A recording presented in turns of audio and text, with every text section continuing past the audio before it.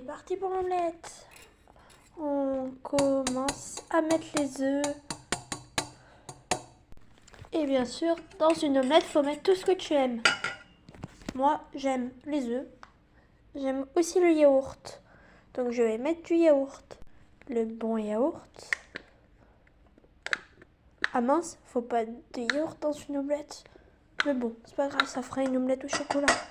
On s'en fiche. Bon, je rigole, c'est un gâteau au yaourt. Comme j'ai pas de yaourt nature, on prend un yaourt au chocolat noisette parce que j'ai que ça, ou café. Sauf que moi, j'aime pas le café. C'est pour mon père. Donc, on touille. Ça fait déjà une pâte.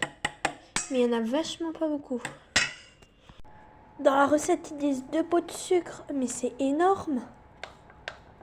Je vais en mettre qu'un seul parce que c'est beaucoup déjà, un sucre. Je vais pas vider tout mon sucre juste pour un gâteau. Bon, finalement, j'écoute la recette. Un peu de sucre vanillé. J'essaye de mettre un demi. De finir le sucre, parce qu'on n'en a pas usé pour rien.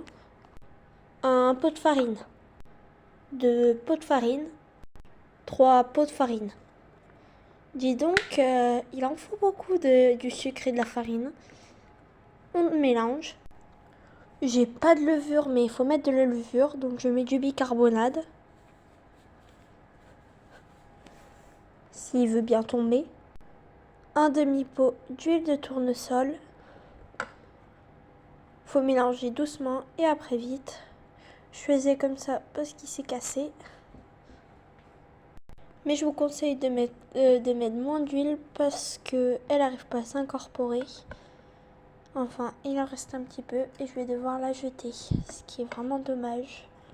Je retire ce que j'ai dit, j'ai pas jeté. Bon. Et vous mettez ça au four à 180 degrés et votre gâteau au yaourt est prêt.